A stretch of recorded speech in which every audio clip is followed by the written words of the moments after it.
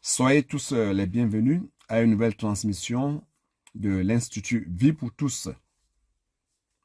Le thème général, la parole de vie, la communion de vie et pierre vivante pour l'édification. Nous sommes en train d'aborder les épîtres de Jean et plus tard, nous allons aborder les épîtres de Pierre. Message numéro 2. La parole de vie et la communion de vie. Lecture biblique 1 Jean 1, versets de 1 à 4. Au commencement était la parole. C'est ce que Jean a dit dans son évangile, chapitre 1, verset 1. Au commencement était la parole. Et la parole était avec Dieu, et la parole était Dieu. Dans le livre de son évangile, Jean commence par l'éternité. Lorsqu'il dit au commencement, ça veut dire l'éternité. Donc, au commencement, dans l'éternité, était la parole, et la parole était avec Dieu, et la parole était Dieu. Et ici, dans sa première épître, il dit ce qui était dès le commencement. Donc, dans l'évangile de Jean, c'était le commencement de toutes choses, dans l'éternité, avant même la création. Mais ici, dans 1 Jean, lorsqu'il dit dès le commencement, ça se réfère au commencement de la création.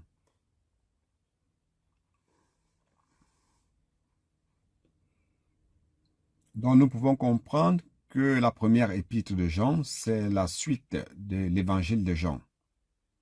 L'évangile de Jean commence dans l'éternité, au commencement de toutes choses. Au commencement était la parole. Et ici, c'est la suite. Et il dit ce qui était dès le commencement.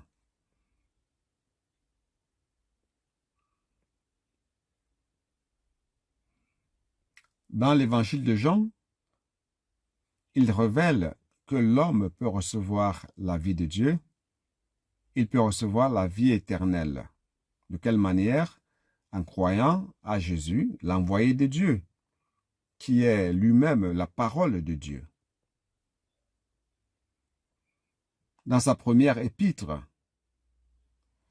Jean révèle comment ceux qui avaient déjà reçu la vie de Dieu, la vie éternelle, par la foi, par la parole, sont impliqués dans la communion divine pour l'édification du corps du Christ.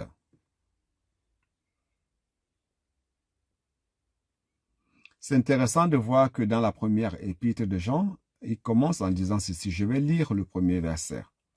Ce qui était dès le commencement, ce que nous avons entendu, ce que nous avons vu de nos yeux, ce que nous avons contemplé et que nos mains ont touché concernant la parole de vie.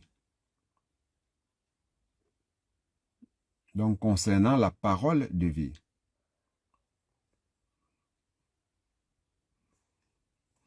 Frère, je voudrais attirer votre attention. Apparemment, nous sommes si habitués à lire ces termes de la Bible, à tel point que nous ne nous rendons pas compte du sujet extraordinaire qui se cache derrière cela, derrière cette description. Je ne sais pas si vous avez déjà imaginé Dieu qui a créé tout l'univers. Et selon la révélation de la Bible, il veut donner sa vie à l'homme. Il a créé l'homme pour cela. Il a créé l'homme afin que l'homme puisse dominer, soumettre la terre et gouverner cette terre. Mais il ne s'agit pas de l'homme seul, mais la vie de Dieu qui est à l'intérieur de l'homme, gouvernant l'homme, faisant ainsi l'homme gouverner la terre à travers la vie. Et c'est comme cela qu'il a créé l'homme. Cependant, où est Dieu? Qui est Dieu?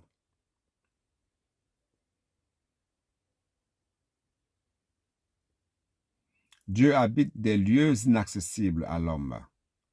L'évangile même de Jean, chapitre 1, allons-y. L'évangile de Jean, chapitre 1, verset 18.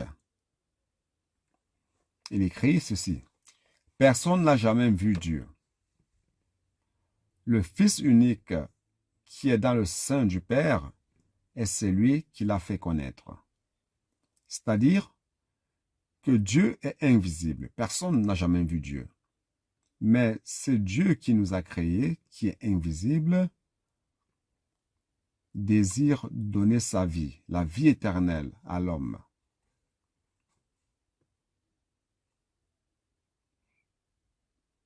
Alors, comment l'homme qui a été créé pour être ce réceptacle de sa vie aurait accès à cette vie, puisqu'il n'a pas accès à Dieu? Alors, 1 Timothée, chapitre 1,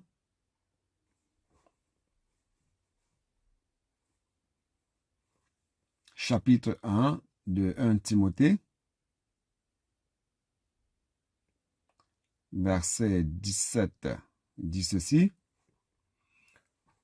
Au roi des siècles immortel, invisible, seul Dieu, soit honneur et gloire au siècle des siècles. Amen. Imaginez ce Dieu qui veut donner sa vie à l'homme. Et à travers cette vie qui est la sienne, qu'il devrait donner à l'homme, pouvoir établir le gouvernement de Dieu ici sur terre. Et qu'à travers ce gouvernement de Dieu sur terre, il allait s'étendre sur toute la création, dans les cieux et sur la terre. Cependant, comment allons-nous recevoir la vie de Dieu si nous ne parvenons même pas à le voir, car il est invisible? Ici, il dit, roi des siècles immortel, invisible. Il est le seul Dieu. Dieu est seul. Et s'il est seul et invisible, alors comment pouvons-nous avoir accès à lui? Car nous ne pouvons même pas le voir et encore moins le toucher. Nous ne pouvons pas le contempler. Alors comment recevoir cette vie? Au dernier chapitre de Timothée, chapitre 6, verset 16. Le seul qui possède l'immortalité, qui habite une lumière inaccessible, que nul homme n'a vu, ni ne peut voir, à qui appartient l'honneur et la puissance éternelle. Amen. Voyez donc, notre Dieu qui veut donner sa vie à l'homme est le seul qui possède l'immortalité. Mais il habite la lumière inaccessible, que nul homme n'a vu ni ne peut voir. Vous avez déjà perçu ce dilemme? Dieu qui nous a créés veut nous donner sa vie. Il veut nous donner sa vie éternelle. Cependant, il est invisible. Aucun homme ne peut le voir, car il habite une lumière inaccessible. Alors, Comment pouvons-nous avoir accès à cette vie? Comment? Comment? Grâce à Dieu, car au commencement était la parole.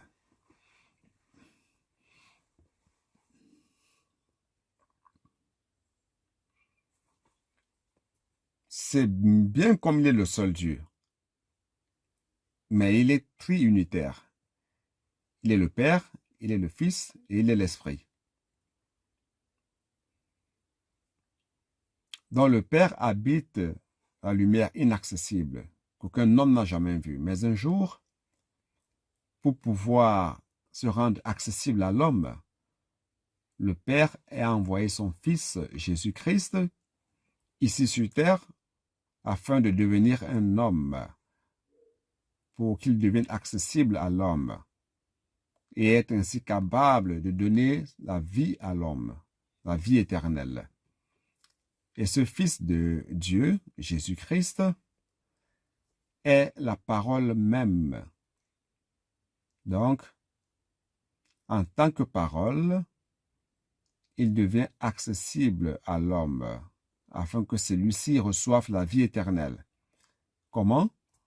En croyant en lui, en croyant en sa parole, en croyant au Fils envoyé par le Père, qui reçoivent ainsi la vie éternelle.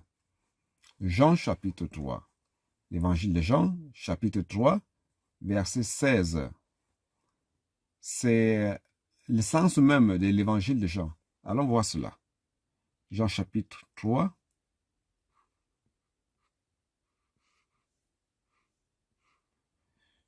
Dieu a tant aimé le monde. Je pense que, étant tout petit, vous avez été élevé par la parole de Dieu. Vous connaissez ce verset par cœur. Jean 3, 16 dit ceci. Car Dieu a tant aimé le monde qu'il a donné son Fils unique afin que quiconque croit en lui ne périsse point, mais qu'il ait la vie éternelle. Donc, grâce soit rendue à Dieu, frère, car Dieu qui est invisible a envoyé son Fils, son propre Fils, qui est devenu un homme et qui est mort pour nous. Et lorsqu'il est mort, le Père l'a ressuscité et il est devenu l'Esprit de vérité, un autre consolateur, l'Esprit de vie, capable d'entrer en tous ceux qui croient en lui. Voyez donc le grand miracle de la vie. Aujourd'hui, nous prêchons l'Évangile et il suffit qu'un homme reçoive l'Évangile, qu'il croit en la parole de l'Évangile pour que cet homme naisse de nouveau. N'est-ce pas? C'est un miracle. Cet homme reçoit par la parole de la vérité, qui est l'Évangile de notre salut. C'est dans Éphésiens 1. Vous avez vu ou non? Éphésiens 1.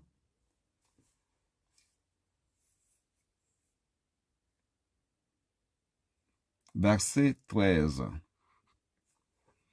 En lui, vous aussi, après avoir entendu la parole de la vérité, l'évangile de votre salut, en lui vous avez cru et vous avez été scellés du Saint-Esprit qui avait été promis. C'est-à-dire que lorsque vous croyez en Jésus, à travers la parole de vérité que quelqu'un vous a prêché, qui est l'évangile de notre salut, nous avons reçu ainsi la vie éternelle. Et l'Esprit Saint nous a scellés. L'Esprit Saint nous scelle et nous sommes devenus enfants de Dieu. Vous voyez, ce n'est pas peu de choses. C'est pour cela que dans 1 Jean, on va retourner dans 1 Jean,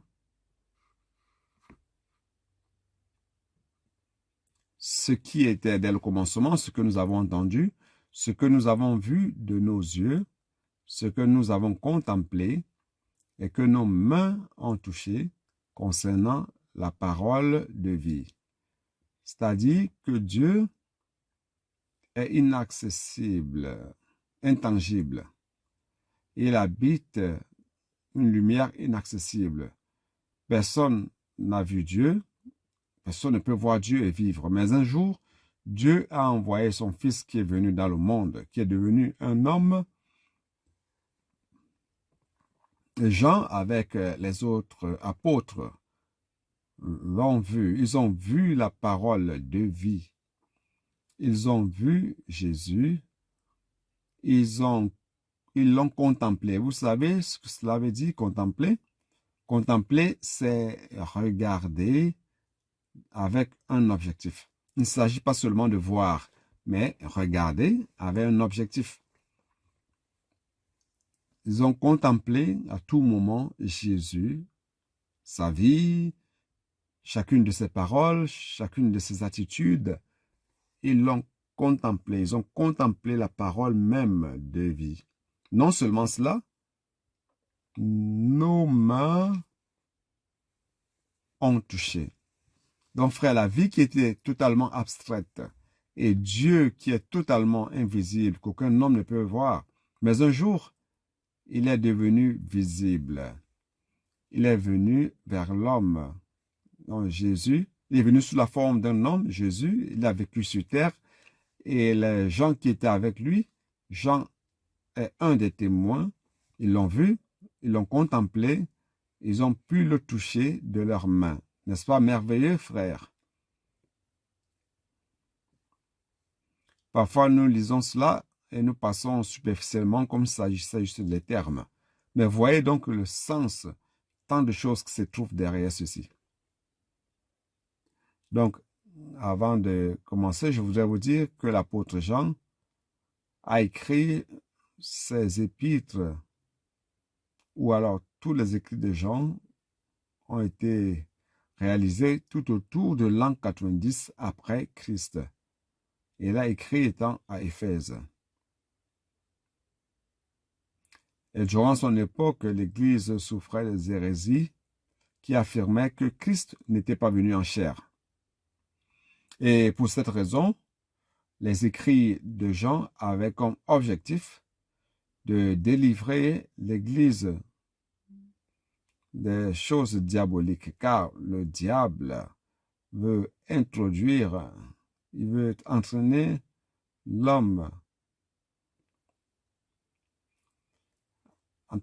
à mélanger la foi que Dieu a donnée à l'homme à la logique humaine. Car dans la logique humaine, il est inconcevable que Jésus-Christ soit un Dieu qui est devenu un homme, qu'il soit Dieu qui est devenu un homme. Dans la logique humaine, cela est impossible de se produire.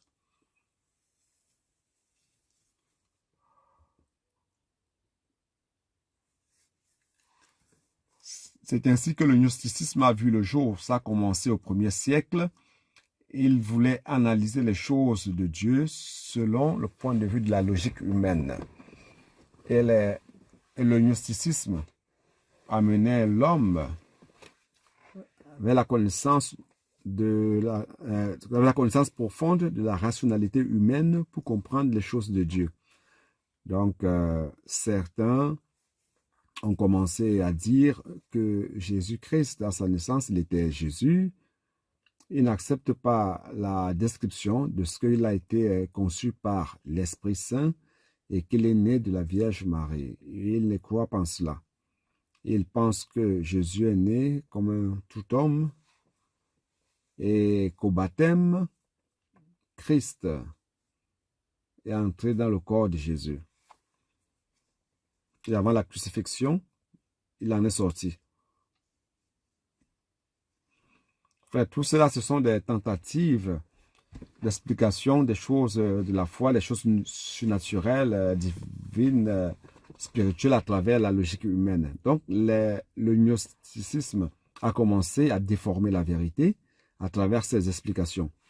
Et le gnosticisme essaie de montrer à l'homme qu'à travers... il dit qu'il n'y a que quelques personnes qui parviennent à s'approfondir dans ces connaissances spirituelles et parviennent à atteindre une connaissance spirituelle que peu peuvent atteindre. Et que ceux-là qui atteignent ce niveau spirituel peuvent vivre une vie humaine parfaite. Mais cela n'est pas vrai. C'est pour cela que Jean a dû écrire pour mettre l'accent sur cela, expliquant que les choses de Dieu ne se produisent pas selon la logique humaine. Et comment la rationalité humaine essaye d'expliquer.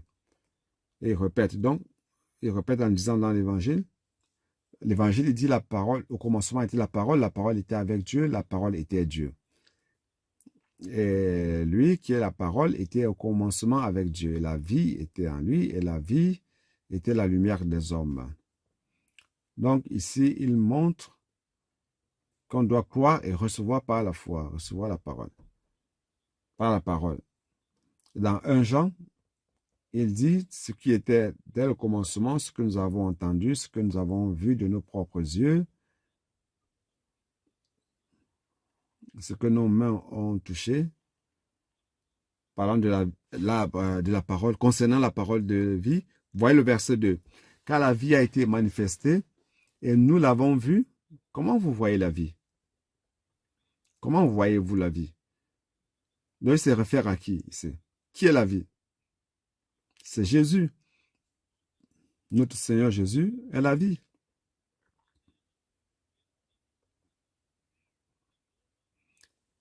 Et nous lui rendons témoignage et nous vous annonçons la vie éternelle. La parole que l'apôtre Jean annonçait aux églises, c'était cette vie, cette parole de vie. Il s'agit de quelle vie? La vie éternelle qui était auprès du Père et qui nous a été manifestée. Donc, frère, vous voyez, donc, d'un côté, il y a ceux qui se tournent vers la connaissance du gnosticisme, connaissance humaine. Mais Jean voulait montrer que les choses de Dieu se produisent par l'acceptation de la parole de Dieu, qui est en fait une personne. Donc, n'analysez pas selon votre logique humaine.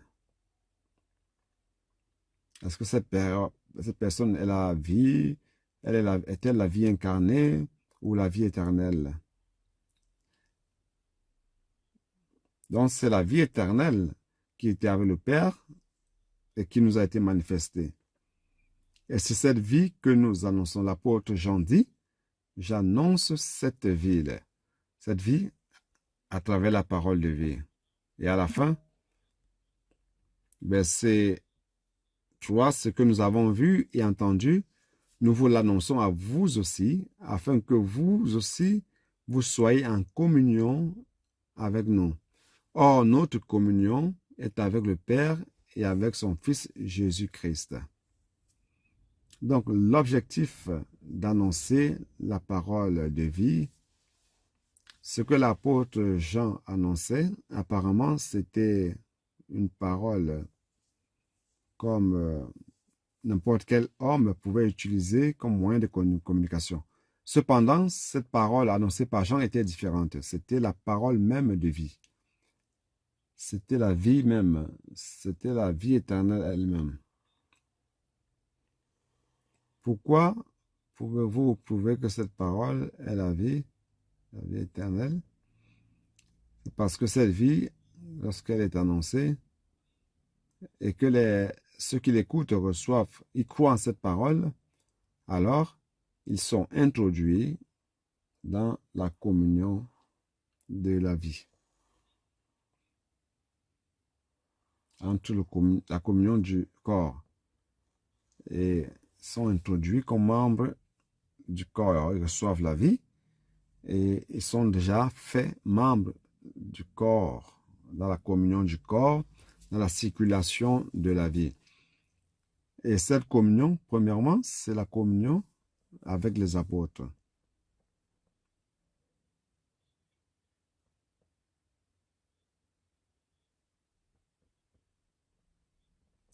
C'est la communion avec les apôtres au début. Pourquoi?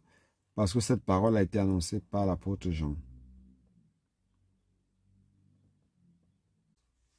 Donc, Jean a été utilisé comme canal pour annoncer la parole de vie, annoncer cette parole qui est la vie elle-même. la vie éternelle. Et celui qui la reçoit entre dans la participation. Vous savez, la communion veut dire participation.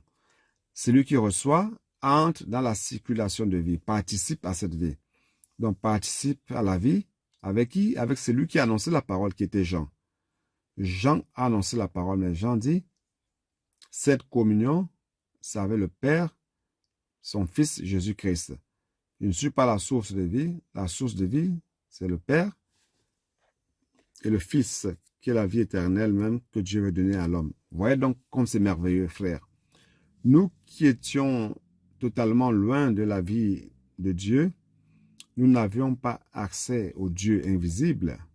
Et tout d'un coup, un jour, Dieu envoie son Fils, qui est la vie même, qui est devenu un homme, la vie éternelle, la parole de vie, qui est venu ici sur terre pour être vu par les hommes, pour être contemplé par les hommes, pour être touché par les hommes.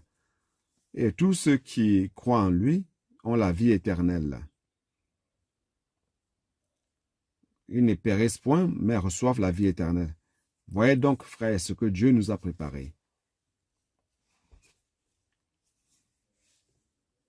C'est pour cela, frère, cette expression parole de vie est utilisée uniquement ici. Vous ne trouvez cela que dans 1 Jean chapitre 1, verset 1. Cette expression, la parole de vie ou le verbe de vie.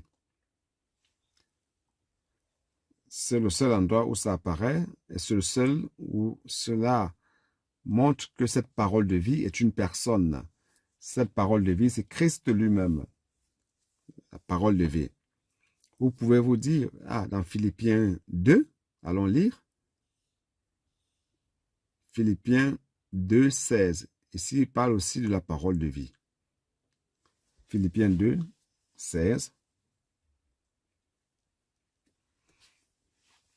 Portant la parole de vie, n'est-ce pas?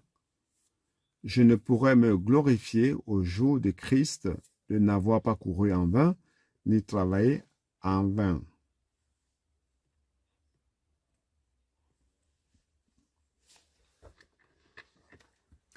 Cette parole de vie, en grec, n'a pas d'article. Ce serait comme s'il disait portant parole de vie. Donc, portant la parole de vie, une parole qui porte la vie.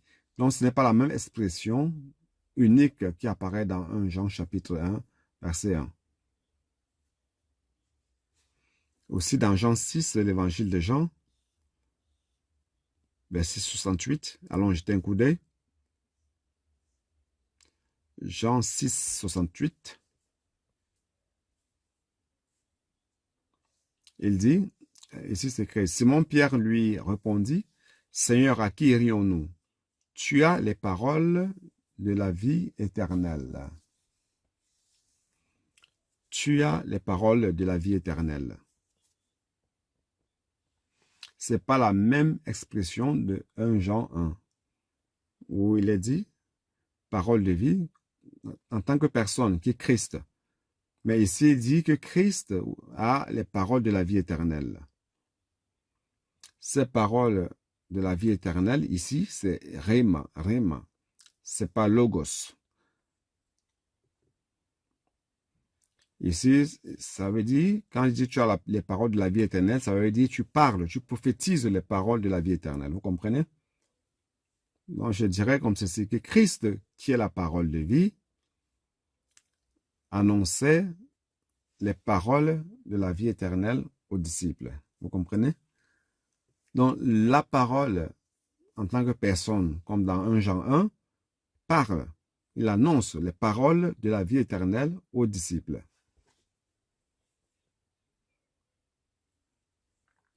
C'est la même chose dans Jean 1, 1, et verset 4 aussi. Il dit commencement était la parole était la nuit, la parole était la lumière des hommes. C'est la même chose. Donc, ici, il est clair dans 1 Jean 1 que la parole de vie, c'est Christ lui-même. C'est la vie même.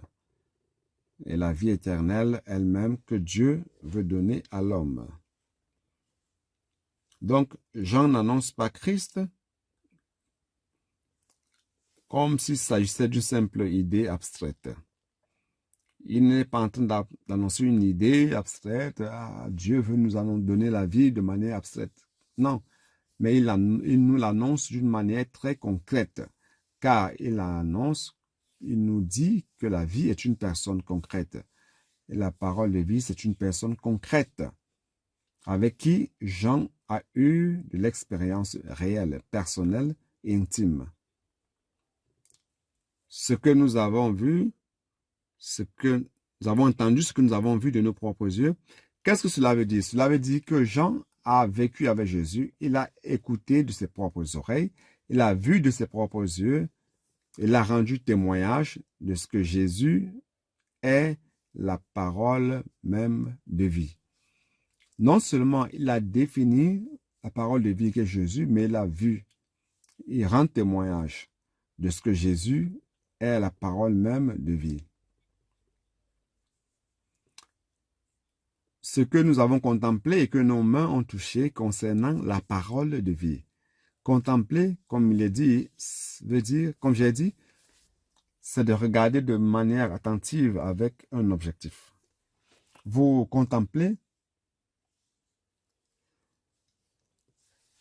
par exemple, si vous balayez du regard un passage ou un objet, vous êtes en train de voir tout simplement, mais lorsque vous regardez avec l'intention d'observer, vous contemplez, donc vous regardez avec l'objectif d'observer quelque chose, de voir quelque chose, de comprendre quelque chose. Donc, contempler, c'est regarder attentivement avec objectif.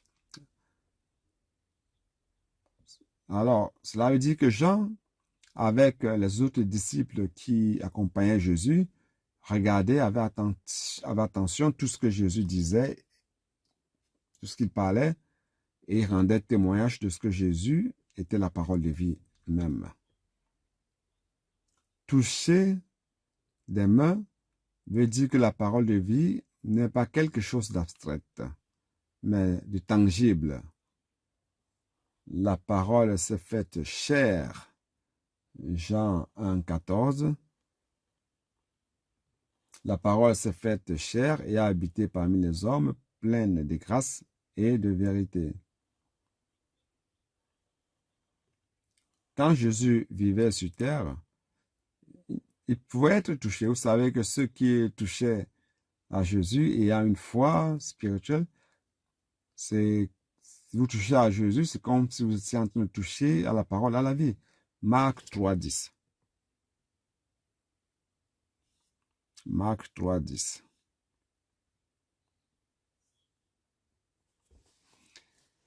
Car comme il guérissait beaucoup de gens, tous ceux qui avaient des maladies se jetaient sur lui pour le toucher.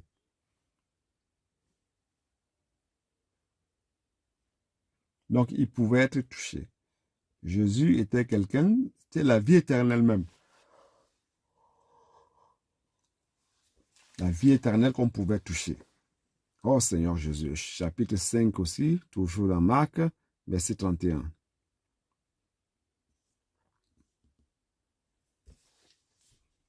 Bon, cette histoire, vous devez la connaître.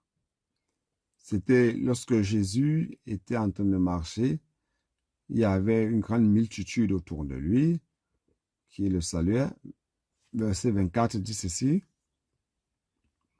Jésus s'en allait avec lui et une grande foule le suivait et le pressait. Or, il y avait une femme atteinte d'une perte de sang depuis 12 ans. Elle avait beaucoup souffert entre les mains de plusieurs médecins. Et personne ne pouvait l'aider. Alors, elle a écouté parler de Jésus et elle a couru pour aller, mais elle a vu qu'il y avait une multitude. Elle a couru entre la multitude et elle a touché ses vêtements. Elle a touché aux vêtements de Jésus. Verset 28. Car elle disait, si je puis seulement toucher ses vêtements, je serai guéri. Au même instant, la perte de sang s'arrêta et elle sentit dans son corps qu'elle était guérie de son mal. Jésus connut aussitôt que lui-même, Jésus connut aussitôt en lui-même qu'une force était sortie de lui, et se tournant au milieu de la foule, il dit, « Qui a touché mes vêtements ?» Ses disciples lui dirent, « Tu vois la foule qui te presse et tu dis, qui m'a touché ?» C'est vrai que beaucoup de personnes touchaient Jésus, mais il y avait une seule qui l'a vraiment touché. Les autres touchaient au corps de Jésus, mais une seule personne a touché à la vie.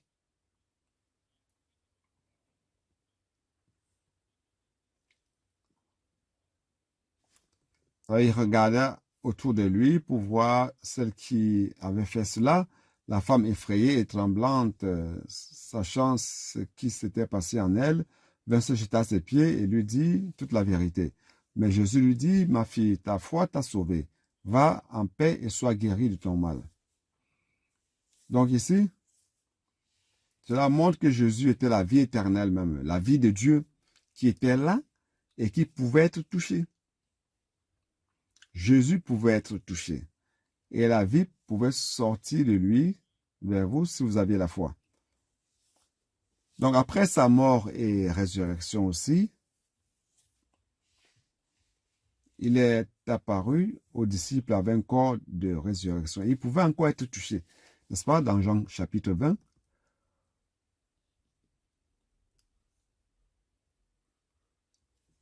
Jean chapitre 20, verset 17.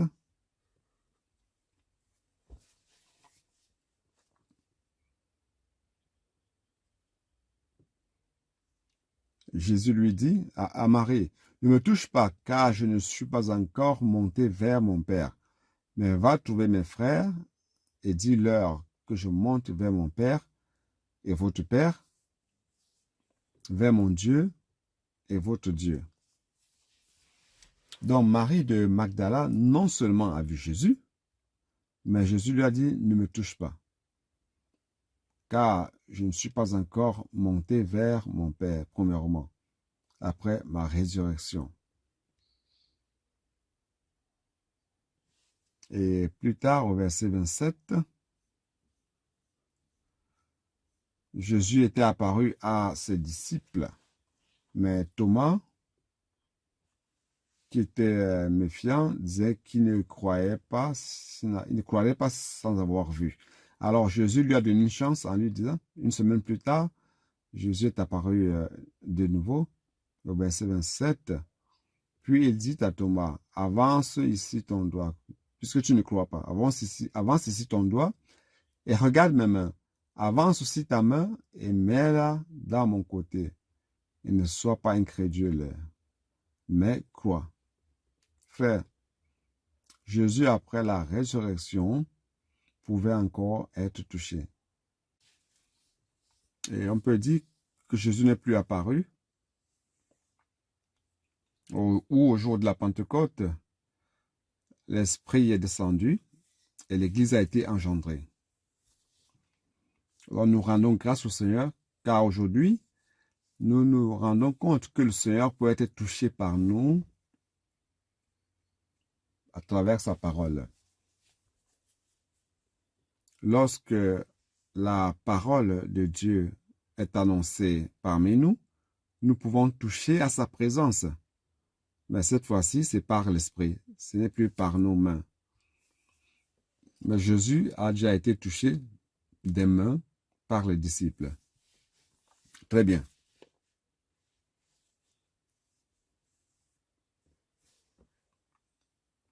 Allons voir 1 Corinthiens 15, 44.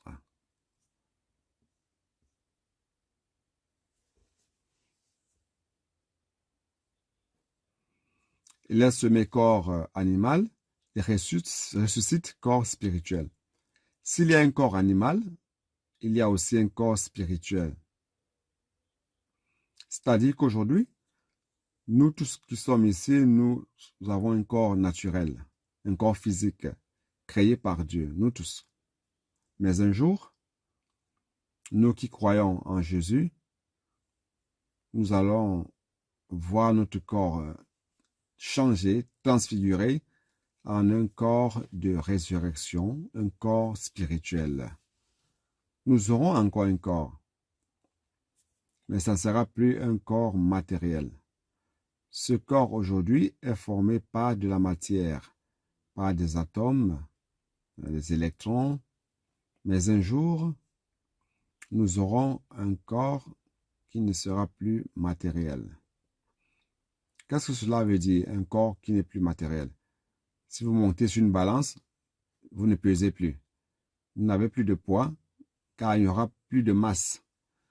Si vous n'avez pas de masse, vous n'avez pas de poids, car la gravité n'aura aucun effet. Donc, frère, avec ce corps spirituel, nous pouvons aller n'importe où. Nous pourrions régner avec Christ à la manifestation du royaume des cieux, dans la partie céleste, prenant soin de la terre. Nous pourrions nous déplacer sans avion ni véhicule. Nous aurons un corps spirituel comme Jésus. Il apparaissait et il disparaissait. Donc Jésus pouvait être touché même après la résurrection. Bon, on va retourner. Et la vie s'est manifestée et nous l'avons contemplée.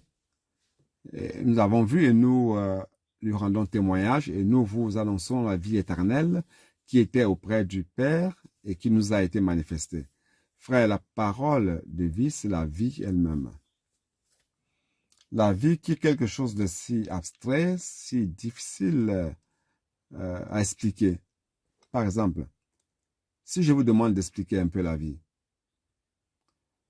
je suis sûr que vous aurez une grande difficulté à l'expliquer. C'est très difficile d'expliquer la vie. Mais cette vie s'est manifestée en Jésus, à la personne de Jésus. Jésus lui-même a dit qu'il est la vie. Jean 14, 6. Comme il est dit,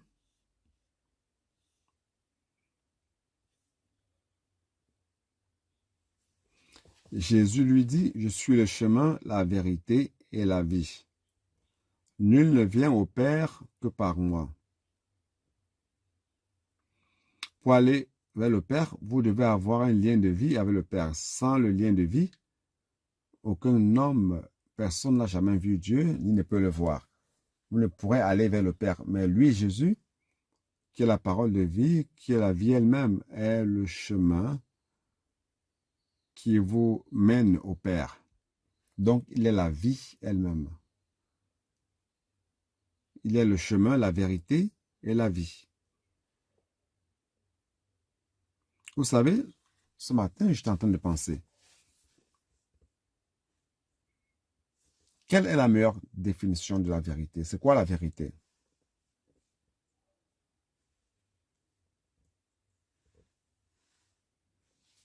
Donc, pour un peu sortir du script, j'étais en communion avec les frères, je pensais. Comment est-ce qu'on définit la vérité? D'où vient la définition de la vérité? Frère, pour moi, la vérité est établie par celui qui existe depuis le commencement. Si au commencement, il n'y avait que Dieu, alors c'est Dieu qui définit ce qui est vérité. Est-ce que j'ai tort? C'est quoi la vérité?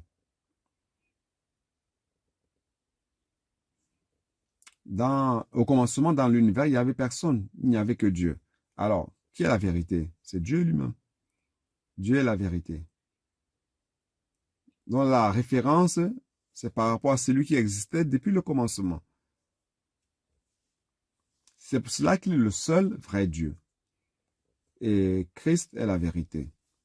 Et cette vérité, qui est Christ, non seulement il est la vérité, mais il est aussi la vie, afin de donner la vie à l'homme. Un jour, il est venu sur terre pour donner la vie à l'homme. Bon, ça, je me suis un peu déjà écarté. Le message, maintenant, on revient. Donc, la vie éternelle, je l'ai dit, l'évangile de Jean se résume dans Jean 3, 16 que je vous ai lu. La vie éternelle est devenue si accessible à l'homme Il suffit de croire pour recevoir. Vous voyez, Dieu qui était si inaccessible, qui habite dans une lumière inaccessible, tout d'un coup, il offre sur un plateau la vie à l'homme. Et pour la recevoir, il suffit de croire en Jésus. Jésus, la vie même, Jésus qui est la vie même, est venu sur terre, la parole de vie, qui est le moyen par lequel on parvient à la vie, est venu ici sur terre, frère. Il suffit de croire en lui. Allons voir. Jean 3, au lieu de 16, on va voir 15, le verset 15. Jean 3, 15. Afin que quiconque croit en lui ait la vie éternelle. Voyez quelle simplicité. La vie éternelle, la vie de Dieu, était si distante de l'homme, intangible. L'homme n'avait pas accès. C'était inaccessible. Mais tout d'un coup, Dieu a envoyé Jésus, qui est la vie même. Il est la parole de vie. Il est venu sur terre, frère, comme envoyé du Père. Il suffisait de croire tout simplement. Alors comment l'homme reçoit-il la vie éternelle? Il suffit de croire. Mais les Juifs n'ont pas cru. Les Juifs l'ont rejeté. Les Juifs l'ont persécuté. Et les Juifs l'ont fait mourir. Lorsque je parle des Juifs, je parle principalement des leaders juifs, les principaux sacrificateurs. Les pharisiens n'ont pas cru en lui, l'ont persécuté, l'ont arrêté et ils l'ont fait mourir. Frère, imaginez, c'est là qu'il dit qu'il est venu vers les siens et les siens ne l'ont pas reçu.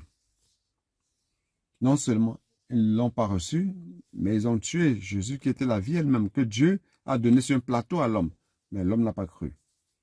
Quelle situation triste. Chapitre 6, 47 de Jean parle de la même chose. En vérité, je vous le dis, celui qui croit en moi a la vie éternelle. Vous voyez, la vie éternelle est devenue si accessible. Il suffit de croire en moi, mais ils n'ont pas cru. Chapitre, toujours Jean 3, 36, comme il est dit. Celui qui croit au Fils a la vie éternelle.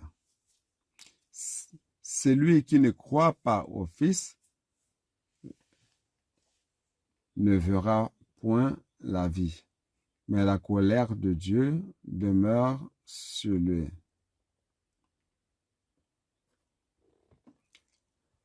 C'est-à-dire qu'un homme pécheur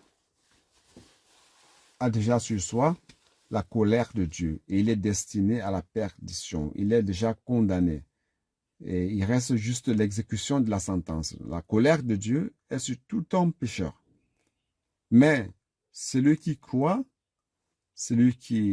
sera sauvé de cette colère, sera sauvé de cette perdition éternelle, mais recevra la vie éternelle. Et l'homme, bête qu'il soit, fou, ne reçoit pas la vie éternelle. Et il tue la vie, n'a pas reçu la vie, et au contraire, l'a tué. Nous louons le Seigneur aujourd'hui car, frère, nous avons cette accessibilité à la vie. Nous pouvons jouir de la parole de vie, la communion de vie. Frère, allons valoriser plus cela. La vie que nous avons ici à l'intérieur de nous, c'est quelque chose que nous devons valoriser. La parole que nous recevons, qui est la parole qui apporte la vie, la circulation de vie doit être valorisée. Et la communion de vie dans laquelle nous vivons, frère, voyez la vie d'église. C'est un grand cadeau de Dieu. Si on n'avait pas cette vie d'église, où serais-je, frère? Où serais-je?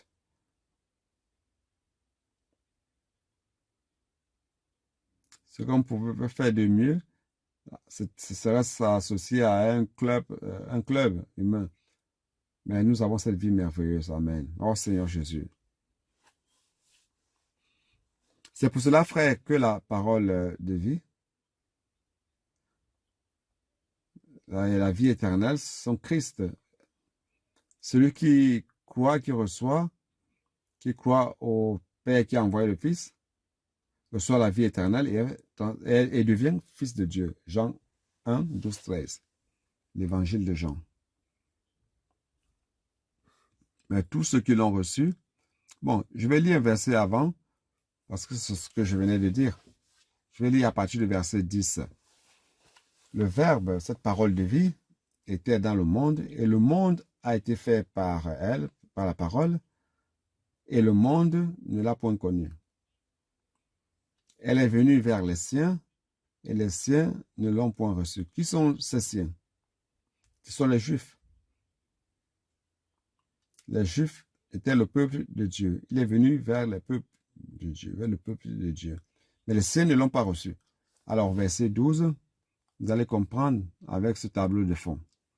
Mais tous ceux qui l'ont reçu, à ceux qui croient en son nom, elle a donné le pouvoir de devenir enfants de Dieu, lesquels sont nés non du sang, ni de la volonté de la chair, ni de la volonté de l'homme, mais de Dieu.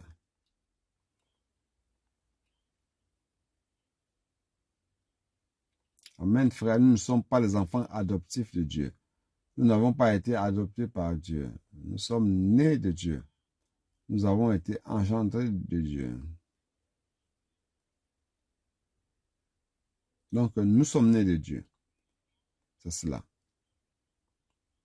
Donc, l'apôtre Jean a vu, il a rendu témoignage et il annonce cette parole de vie sous la forme de l'évangile. Celui qui croit à la parole annoncée par l'apôtre Jean reçoit Christ comme vie et devient fils de Dieu. Et plus que cela, il devient membre du corps de Christ. Car la parole reçue par ce que l'apôtre a annoncé, car c'est l'apôtre qui a annoncé la parole, qui a parlé, cette parole, qui l'a prophétisée. Donc, ça introduit celui qui l'écoute dans la communion de vie. Donc, nous devons valoriser cela. Grâce soit rendue au Seigneur. Tout ce que j'ai fait, ce n'est pas par mon habileté. Tout ce que j'ai fait, c'est de croire la parole du Seigneur, la recevoir, et ainsi j'ai été introduit dans la communion de vie. N'est-ce pas merveilleux? Seigneur Jésus.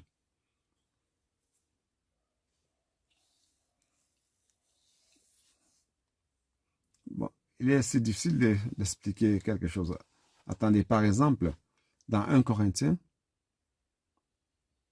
1, 14. Pardon.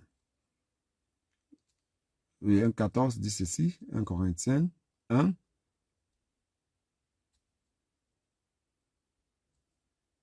Verset 17. Paul dit ceci. Ce n'est pas pour baptiser que Christ m'a envoyé. C'est pour annoncer l'évangile. C'est quoi l'évangile? Prêcher l'évangile, c'est exactement prêcher Christ comme vie éternelle. C'est ça le véritable évangile. Donc, quel évangile Paul prêchait? Il dit, je suis là pour prêcher l'évangile, et cela sans la sagesse du langage, afin que la croix de Christ ne soit pas rendue vaine. Je ne sais comment vous l'expliquer, frère. Nous devons comprendre que seule la parole de vie, qui est Christ lui-même, qui est en fait la révélation de Jésus-Christ, c'est-à-dire la parole qui vient de Christ, qui a comme origine Christ. Cette parole est vie. Cette parole est la vie éternelle. Je ne sais comment vous l'expliquer. Il faut faire la différence, frère. Nous, les chrétiens, les maîtres chrétiens, les docteurs, nous qui avons vécu une vie chrétienne depuis longtemps, on apprend à parler de la Bible. Et avec une bonne connaissance de la Bible, d'un bout à l'autre de Genèse à Apocalypse. Mais frères, cela ne signifie pas que tous les sermons sur la Bible, toute prédication sur la parole de Dieu est vie.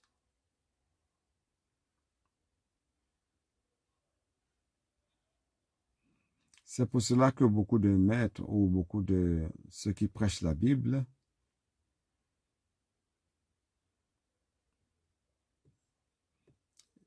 ils essayent d'utiliser la sagesse de la parole, l'éloquence, des techniques de persuasion à travers la parole, afin que l'attention de l'auditoire soit attirée et que l'auditoire soit concentré et recevoir ainsi une connaissance. Oui, au maximum, ils vont recevoir un peu de connaissance biblique. Mais ce qui réellement engendre un effet qui produit la vie, frère, c'est la parole elle-même de vie.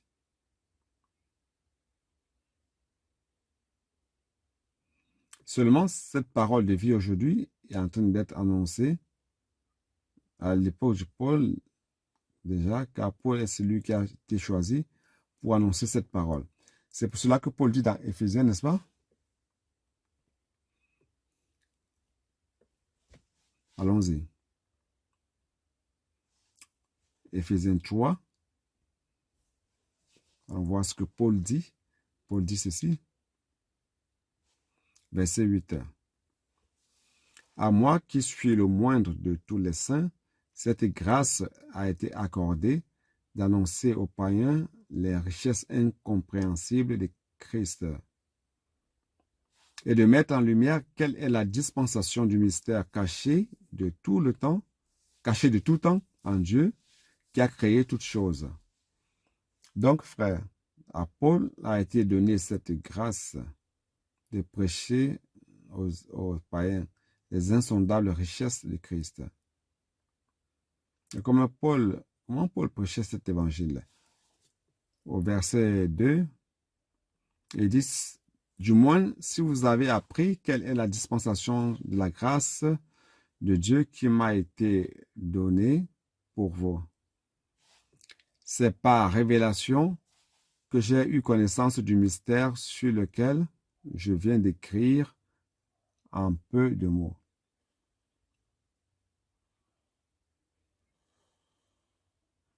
Donc Dieu veut donner sa parole à l'Église.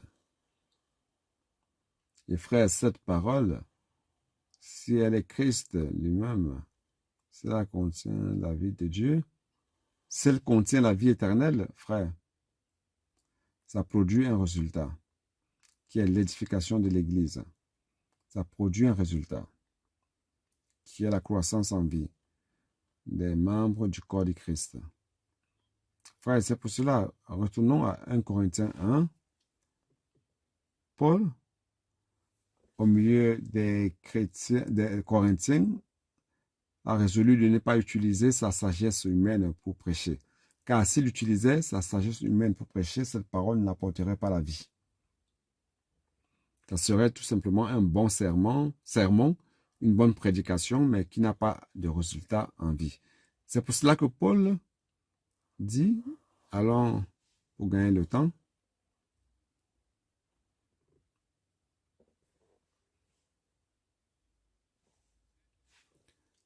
verset 18, car la prédication de la croix est une folie pour ceux qui périssent. Mais pour nous qui sommes sauvés, frère, la parole de la croix, c'est la puissance de Dieu. Lorsque la parole vient de Dieu, frère, la parole sort avec puissance. C'est pour cela que ça marche. Les frères qui prêchent l'évangile dans les rues, l'évangile du royaume dans les rues, utilisent la parole, que ce soit de l'immersion. Aujourd'hui, ils utilisent combien d'éléments déjà? 28, n'est-ce pas? Je ne sais pas d'où cela vient. 28 éléments. Et aussi les 4 éléments de l'immersion quotidienne, l'immersion kit, 7 éléments. D'une certaine manière, ils extraient ainsi la parole de la semaine. Et lorsque cette parole est de Dieu, elle sort avec puissance. La parole de puissance. Oh Seigneur Jésus, allons-y. Verset 22. Les Juifs demandent des miracles et les Grecs cherchent la sagesse. Nous, nous prêchons Christ crucifié, scandale pour les Juifs et folie pour les païens. Mais puissance de Dieu et sagesse de Dieu pour ceux qui sont appelés, tant Juifs que Grecs. Qui est Christ? Puissance de Dieu et sagesse de Dieu. Frères, on doit prêcher Christ. Si vous ne prêchez pas Christ, alors vous prêchez tout simplement une connaissance biblique. Vous prêchez un bon sermon, une bonne prédication qui réconforte ceux qui l'écoutent. Mes frères, nous devons apprendre auprès de Paul. Prêcher Christ, la puissance de Dieu et la sagesse de Dieu. N'est-ce pas? C'est pour cela que Paul dit au chapitre 2, verset 1, il dit, quand j'étais avec vous, j'ai annoncé le témoignage de Dieu. En fait, il n'a jamais annoncé les paroles de sa sagesse. Mais s'il annonce le témoignage de Dieu, il ne l'a pas fait par la supériorité des langages ou par la sagesse humaine. Ce n'est pas par la supériorité, l'ostentation ou d'avoir les belles paroles, non. Il dit, car je n'ai rien voulu savoir parmi vous, sinon Christ, Jésus-Christ et Jésus-Christ crucifié. Moi-même, j'étais auprès de vous dans un état de faiblesse, de crainte et de grand tremblement. Et ma parole et ma prédication ne reposaient pas sur des discours persuasifs de la sagesse, mais sur une démonstration d'esprit et de puissance, afin que votre foi fût fondée non sur la sagesse des hommes, mais sur la puissance de Dieu.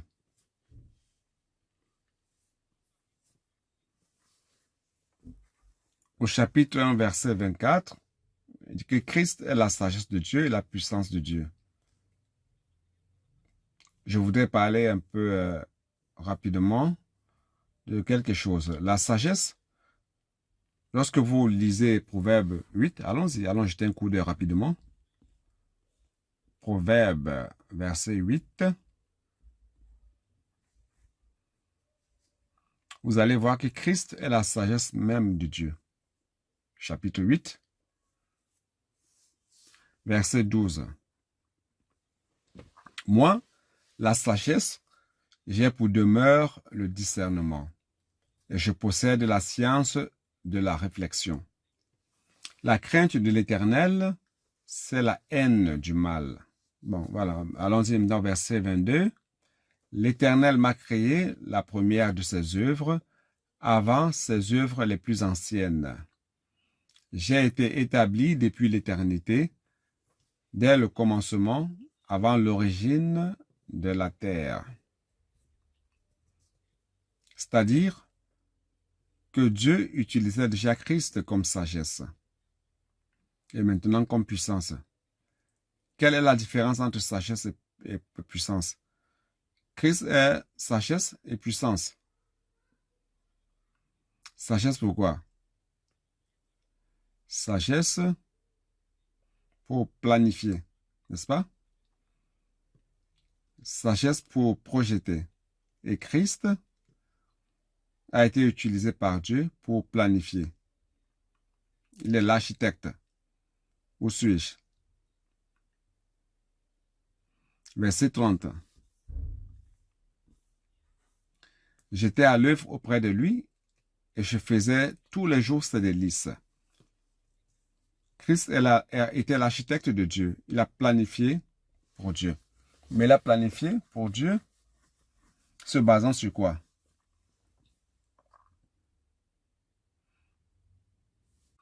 Éphésiens 1 a une expression difficile à expliquer qui dit bon plaisir. Donc Dieu faisait tout pour son bon plaisir. son bon plaisir. Frère, Dieu a quelque chose qui lui plaît, qui lui donne le plaisir, qu'il désire. Il a un désir d'avoir. Vous vous rappelez, lorsque David a soupiré, c'était son bon plaisir. C'était son désir, le désir du fond de son cœur. Donc David a tout simplement soupiré. Qui me donnerait de boire de l'eau de ce puits dans le camp des Philistins? Frère, ce soupir, c'est cela. Dieu a un soupir. Il a un bon plaisir. Dieu a un désir. Et Christ a compris son désir. Donc, selon ce désir de Dieu, il a planifié. Il est devenu l'architecte de Dieu. Il a tout projeté, car il est la sagesse en personne. Et la puissance sert à quoi? Pour exécuter, n'est-ce pas? Donc, Christ est la sagesse de Dieu, tant la sagesse de Dieu pour planifier. Et Christ est aussi la puissance de Dieu pour exécuter. Frère, alors comment Dieu exécute son œuvre avec nous aujourd'hui? Soyons pratiques. Comment il exécute son œuvre au milieu de nous aujourd'hui? C'est par la puissance de Dieu. Et la puissance de Dieu est où? Dans la parole. C'est pour cela que la parole fonctionne, frère. Si la parole ne fonctionne pas, ça ne vient pas de Dieu. Si la parole fonctionne, alors ça vient de Dieu. Car Christ est la sagesse et la puissance de Dieu. Il est la puissance et la sagesse de Dieu aussi. Oh Seigneur Jésus. Seigneur Jésus. Donc Christ est la puissance de Dieu pour exécuter ce qui a été planifié. Tout le processus par lequel Jésus est passé, ça a été planifié avec sagesse. Depuis son incarnation, sa vie humaine, sa crucifixion, sa résurrection, son ascension. Vous savez, tout a été planifié. Par qui? Par Christ.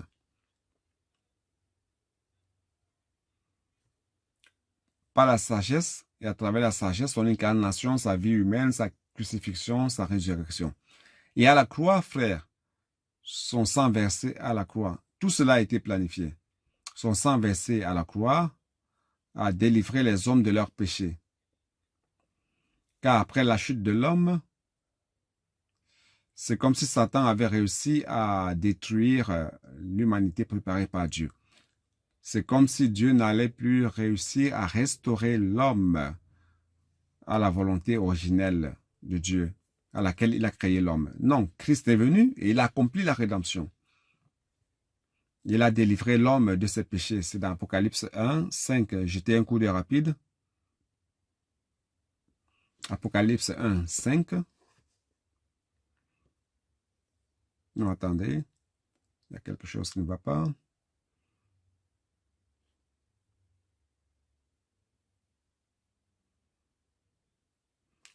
Éphésiens 1, 7. Seigneur Jésus. Éphésiens 1, 7. En lui, nous avons la rédemption par son sang, la rémission des péchés, selon la richesse de sa grâce.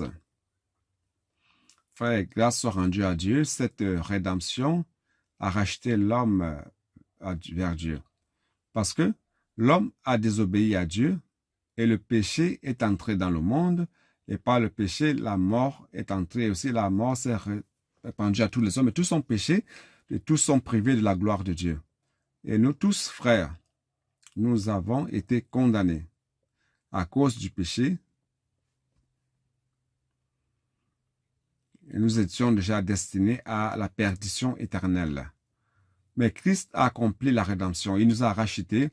Il nous a rachetés de retour à Dieu, à la situation originelle. Donc cette rédemption,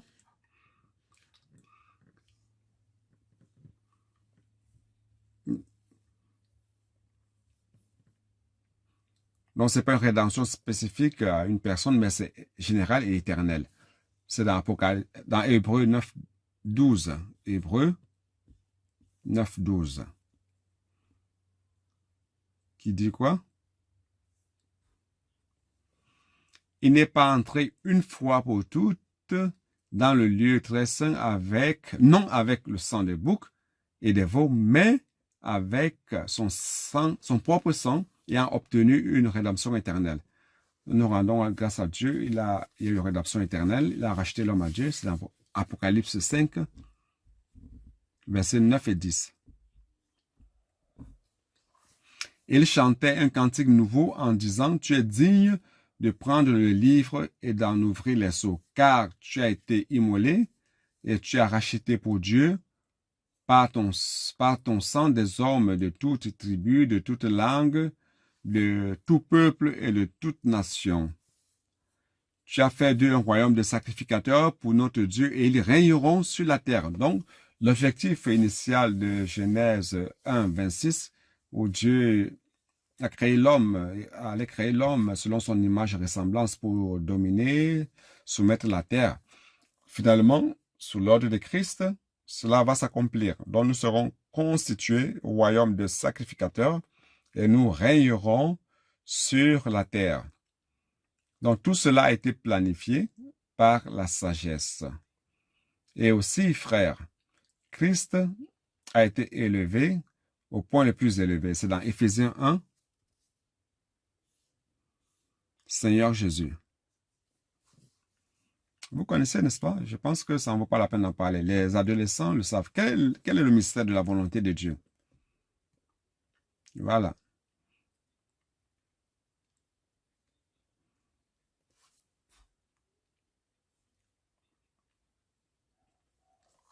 Vous voyez bien, nous faisons connaître le mystère de sa volonté selon le bienveillant dessein. Vous voyez encore ici, selon sa volonté et le bienveillant dessein. Il y a quelque chose qui lui donne plaisir en Christ, qui nous donne plaisir, et ça a été planifié par Christ et s'est exécuté dans l'Église. Donc nous faisons connaître le mystère de sa volonté selon le bienveillant dessein qu'il avait formé en lui-même, c'est-à-dire en Christ, pour former à exécution, pour le mettre à exécution lorsque les temps seraient accomplis, de réunir toutes choses en Christ, celles qui sont dans les cieux et celles qui sont sur la terre. Il veut placer Christ de nouveau comme chef sur toutes choses. C'est lui qui va gouverner toutes choses. Et pour cela, frère, c'est avec l'aide de l'Église que Dieu va réussir à faire cela. C'est pour cela qu'on a au verset 22, il a tout mis sous ses pieds et il l'a donné. Avant même, je vais lire à partir du verset 19. Pour cela, Christ a été ressuscité d'entre les morts, verset 19. Et quelle est envers nous qui croyons l'infinie grandeur de sa puissance, se manifestant avec efficacité par la vertu de sa force. Il l'a déployé en Christ en le ressuscitant des morts et en le faisant asseoir à sa droite dans les lieux célestes. Frère, il était au point le plus élevé. Et toute autorité lui a été donnée dans les cieux et sur la terre. Christ a fait cela.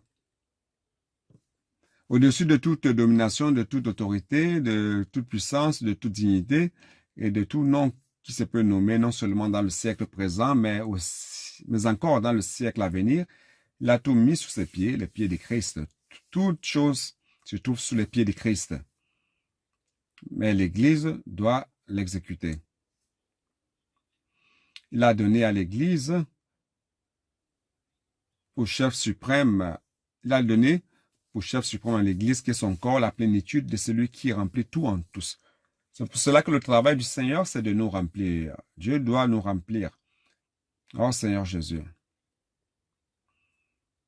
On retourne la parole de la croix. On va lire, retourner à ce que je vous ai lu dans 1 Corinthiens 1 et 2. Donc, tout ne vient pas de l'habileté de l'homme dans sa compétence de pouvoir annoncer des paroles de la Bible. Les gens se disent, on va former des bons maîtres de la Bible. En fait, ce dont on a besoin, c'est la parole de Christ, la parole de Dieu. C'est la parole qui transmet la vie à celui qui croit, et qui est envoyé de la part de Dieu. Christ a planifié avec le Père et c'est lui qui exécute son ministère sur la terre. Donc, comme esprit de vérité, aujourd'hui, il exécute avec puissance à travers l'Église la volonté de Dieu. Le saviez-vous? Aujourd'hui, il continue d'exécuter la volonté de Dieu, mais c'est à travers l'Église. Comment il exécute à travers l'Église? Il a besoin de puissance. Et la puissance, pour exécuter, c'est la parole. Mes frères, la parole durant ces 20 siècles, vous savez, presque 19 siècles, l'Église n'avait pas compris cela.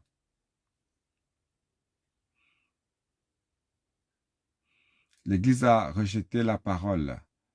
À l'époque de Paul, ils ont abandonné Paul. À l'an 67 après Christ, tous ceux de l'Asie avaient abandonné Paul.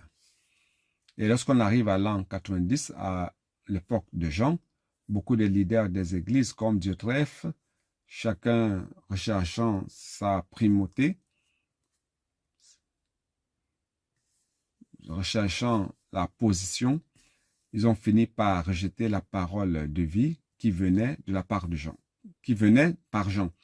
Donc, durant le 19e siècle, l'Église est tombée dans une histoire d'obscurité, au fond du puits. Alors, le Seigneur a utilisé la réforme pour restaurer. Seulement, jusqu'à aujourd'hui, tout n'a pas encore été restauré. L'Église n'a pas encore été totalement restaurée. Dieu a besoin de l'Église à Philadelphie pour conclure cette ère. L'Église à Philadelphie, frère, c'est celle qui a peu de force. Nous n'avons pas de puissance. D'où vient la puissance? D'où vient la puissance pour accomplir l'œuvre de Dieu? C'est dans la parole. Mais vous devez croire que c'est la parole de Christ qui accomplit l'œuvre de Dieu. Ce n'est pas votre éloquence, ce n'est pas votre bon sermon, ce n'est pas votre beau message, mais c'est la parole même qui exécute l'œuvre de Dieu, avec puissance. Je l'ai dit cela dans la live du samedi, vous avez écouté. Frères, nous, grâce à Dieu, nous sommes un petit troupeau, peu en nombre. C'est pour cela que nous devons travailler beaucoup. Alors remplis nos CPV, de CPvistes, pour avoir beaucoup de travailleurs, afin de répondre aux besoins du Seigneur, pour prêcher l'évangile du royaume sur toute la terre habitée. C'est pour cela que nous avons un CPV ici. Le Seigneur nous a donné un CPV à Sao Paulo, qui sera inauguré ce jeudi.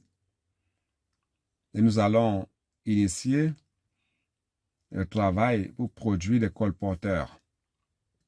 Ici même, près de nous, ici à Jundiaí, nous avons déjà le CPV à Lorena, n'est-ce pas? On va continuer à produire là, et on va produire ici aussi. Et vous aurez, frère, l'opportunité.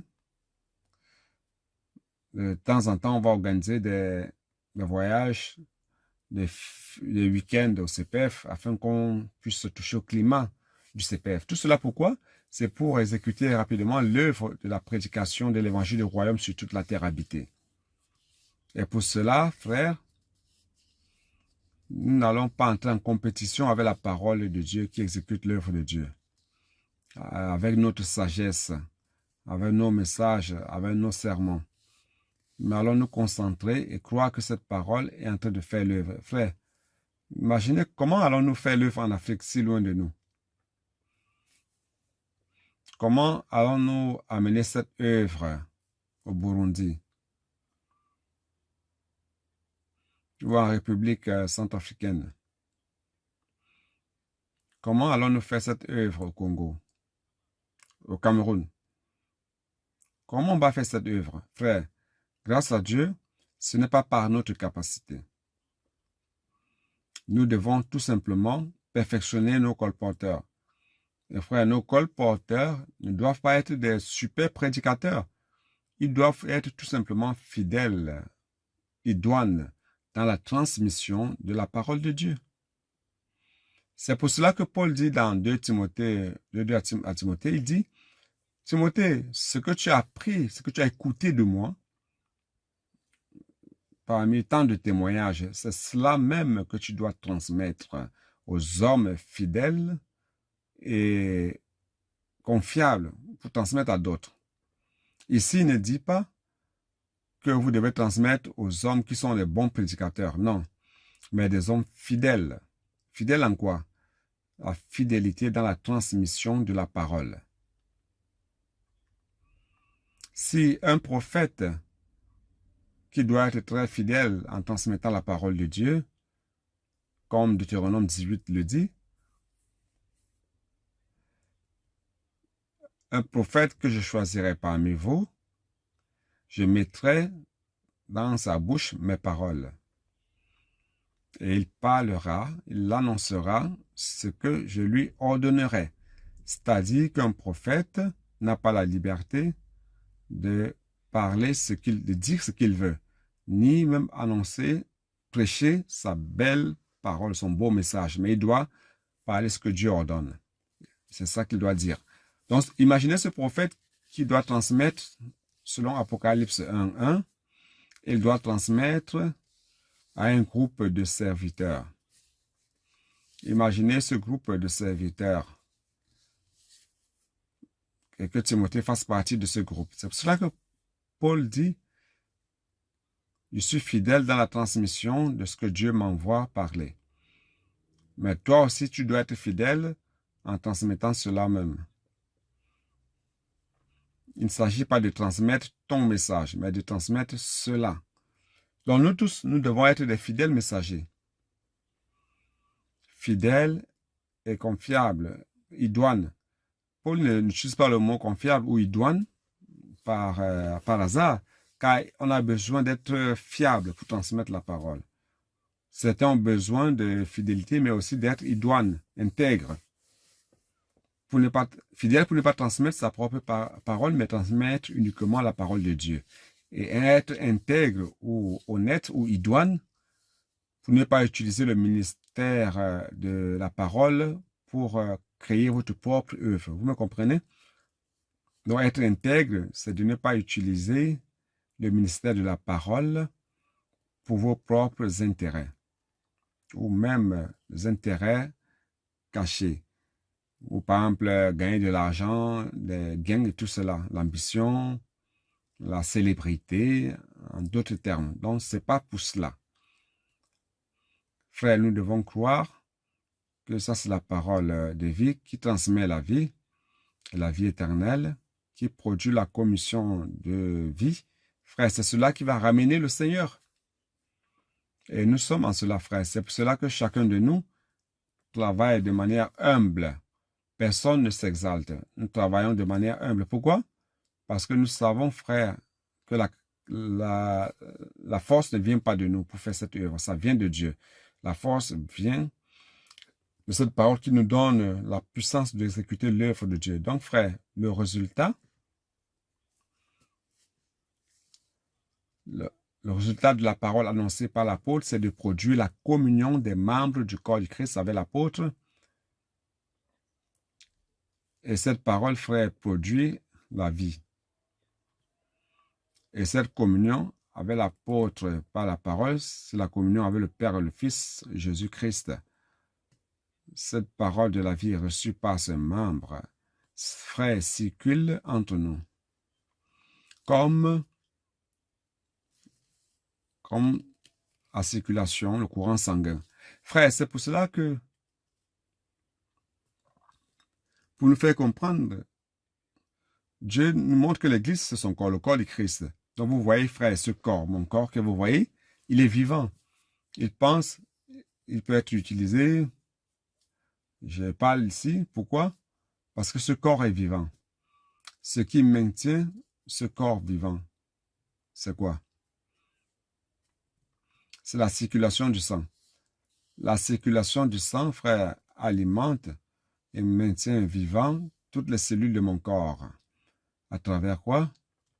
À travers l'alimentation qui vient par le courant sanguin, les nutriments, l'oxygène. Et ce qui est important aussi, frère, c'est aussi l'élimination des déchets. Si le sang élimine aussi les résidus, les déchets, les toxines, ça doit être éliminé aussi. Donc, frère, nous rendons grâce à Dieu pour la circulation du sang. C'est pour cela que Paul dit dans Éphésiens 5 que dans l'Église, on est sanctifié par le lavage de l'eau de la parole. D'un côté, la parole nous apporte la vie de Dieu, la nature de Dieu, et de l'autre côté, la parole de Dieu nous lave aussi, nous nettoie, enlève de nous tous les résidus. Frère, de cette manière, on a cette communion de vie. Demeurons dans cette communion de vie. La parole de vie est circulant. Frère, c'est ça qui va faire la volonté de Dieu. Je dirais, frère, que finalement, nous avons trouvé le chemin. C'est ça le chemin par lequel Dieu va faire de l'Église une Église, la Philadelphie, une Église des vainqueurs qui va ramener le Seigneur. Donc, frère, c'est pour cela, dès le début, Dieu a établi un standard, mais les gens n'ont pas compris. Dans Acte 2, 22, c'est un standard. C'est quoi dans Acte 2, 42, c'est quoi? Ils persévéraient dans l'enseignement des apôtres. C'est quoi l'enseignement des apôtres? C'est la parole de vie qui venait par les apôtres, n'est-ce pas?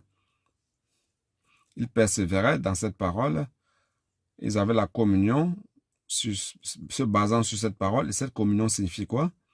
Ça signifie la circulation de vie. Parlant entre nous, avec des psaumes, des cantiques spirituels,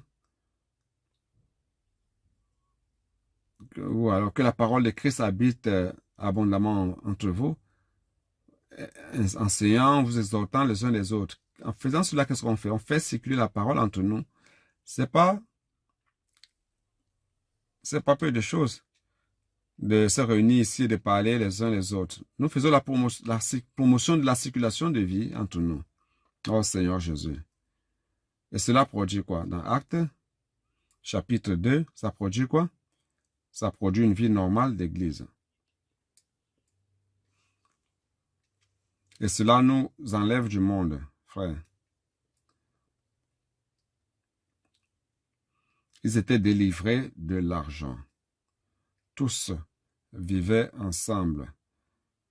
Personne ne considérait à lui-même ses biens, ses propriétés. Ils vendaient, ils mettaient les gains, l'argent aux pieds des apôtres. Ils étaient délivrés de cela. Ils vivaient comme des sacrificateurs, comme des rois, pour régner et gouverner ce monde, n'est-ce pas? Maintenant, l'Église a cette réalité. En fait, frère, nous avons déjà la réalité du royaume des cieux. Je vais répéter.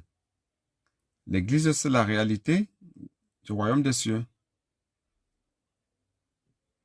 Ce qui va se produire dans la manifestation du royaume des cieux, les millénaires, les 1000 ans, la réalité se passe déjà aujourd'hui. Frère, par la circulation de la vie de la parole de Dieu, nous devons permettre que Christ gouverne. Que Christ soit la réalité. Il est le roi du royaume des cieux. Et nous tous, nous vivons sous ce roi. Nous vivons déjà cette réalité. Donc le Seigneur désire nous délivrer de ce monde. Du système de ce monde, mais aussi de l'argent de ce monde. Je ne veux pas être dominé par l'argent, frère. Parfois, l'amour de l'argent est si fort que je peux être dominé par l'argent. Mais frère, le Seigneur est en train de nous délivrer de cela. Tout ce que nous avons, c'est pour le Seigneur. Donc, c'est cela qu'il dit. Il persévérait. Il allait dans le temple, de maison en maison. Il rompait le pain avec gaieté du cœur. Et pendant cela, le Seigneur augmentait chaque jour ceux qui étaient sauvés. Frère, allons travailler. Dans une situation normale, l'Église croît. Allons travailler aussi pour augmenter le nombre des frères de l'Église en un an. On a dit cela à la conférence des adolescents en juillet. Nous avons encore 11 mois pour travailler jusqu'à juin. Allons doubler le nombre. Allons ramener les personnes à l'église. Allons prendre soin d'elles. Allons prêcher l'évangile du royaume dans les rues. Allons faire que tout le monde serve le Seigneur et suive de près la parole. Frères, utilisons nos adolescents comme cette énergie que Dieu nous a donnée. cette goutte de rosée, utilisant nos adolescents, nos capitaines, avec l'aide de nos capitaines, les intendants aussi, engagés. Allons impliquer toute l'Église. Allons avoir aussi un esprit évangélique. Allons en tout lieu prêcher l'Évangile. Frères, aujourd'hui, nous ne devons plus rester là à penser, à dire, qu'est-ce que je dois dire? Vous avez, entre les mains, vous avez l'immersion, n'est-ce pas?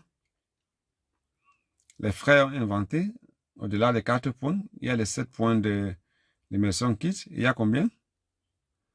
28. D'où viennent ces 28? Ah, de toute la semaine. Ah, maintenant je comprends. 7 fois 4, c'est ça? 28. Ah, d'accord.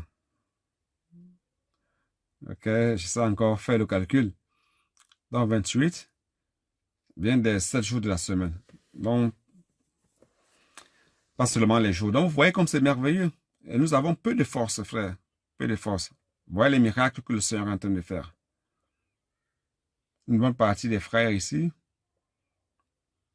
ou de nos frères, certains sont en Afrique du Sud, n'est-ce pas? Frère, en octobre, on aura un regroupement de 800, 700, 800 personnes à la conférence de Johannesburg. Grâce au Seigneur, les choses avancent très rapidement.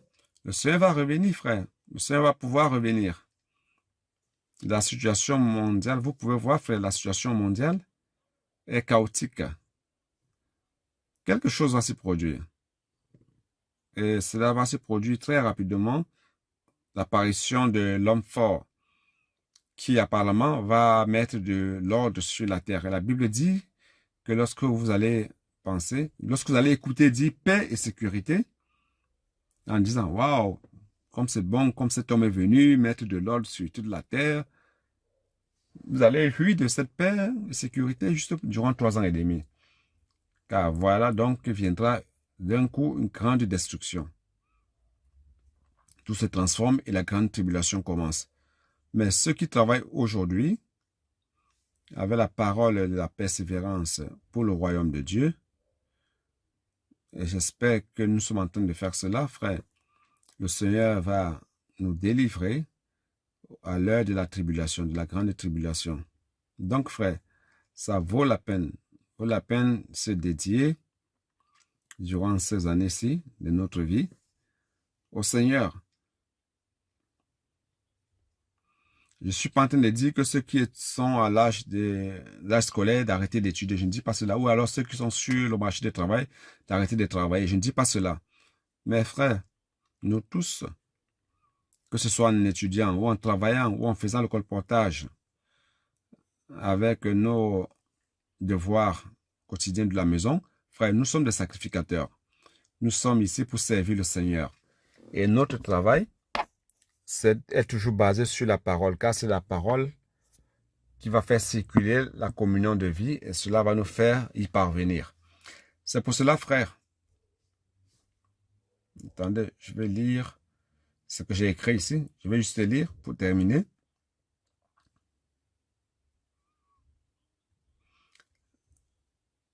Jean 22, 21-22, dans la version King James actualisée. Je vais lire ce que j'ai écrit. On observe que la prospérité spirituelle de l'Église ne dépend pas de l'habileté d'un homme ou de son éloquence, mais totalement par le fait de suivre l'orientation qui sort de la bouche de Dieu et de déposer sa parole dans le cœur. Je suis en train d'utiliser Proverbe 22, Job 22. Car en se soumettant à Dieu, on aura la paix et la prospérité viendra jusqu'à nous. Et le dernier verset de 1 Jean 1, verset 4 que nous avons lu. Nous écrivons ces choses afin que notre joie soit parfaite. Frères, lorsque nous allons aimer la parole de vie, et que nous allons voir que cette parole nous donne la vie, cette parole, c'est elle qui a la puissance pour exécuter l'œuvre de Dieu à travers la communion de vie, frère, cette vie de l'Église sera remplie de joie, comme elle est déjà, réellement. Dans la vie d'Église, qui suit les principes établis par Dieu, c'est d'une grande joie. Proverbe 29, 18 aussi, King James actualisé, je vais vous lire cela.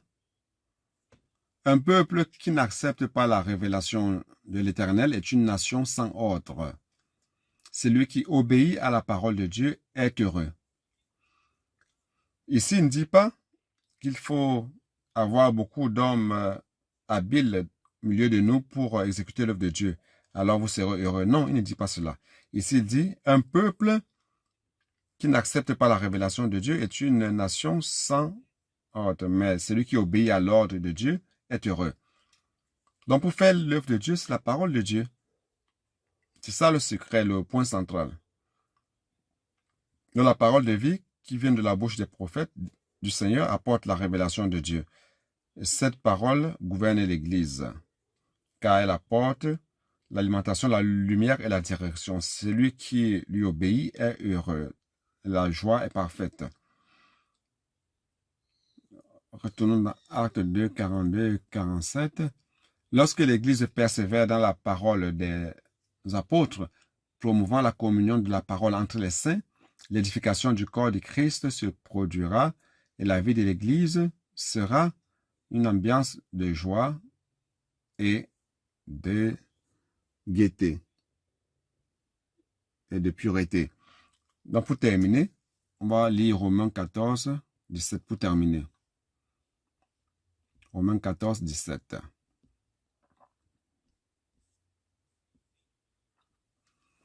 Car le royaume de Dieu, je vous ai dit que la vie de l'Église aujourd'hui, c'est la réalité du royaume de Dieu. Car le royaume de Dieu, ce n'est pas le manger et le boire, mais la justice, la paix et la joie par le Saint-Esprit. Celui qui sait Christ de cette manière est agréable à Dieu et approuvé des hommes. Frères, nous allons lutter pour ce royaume. Nous pouvons déjà profiter de cette vie de l'Église qui est la réalité du royaume de Dieu. Car le royaume de Dieu est justice et paix et joie dans l'Esprit Saint. Amen. Que le Seigneur vous bénisse. Amen.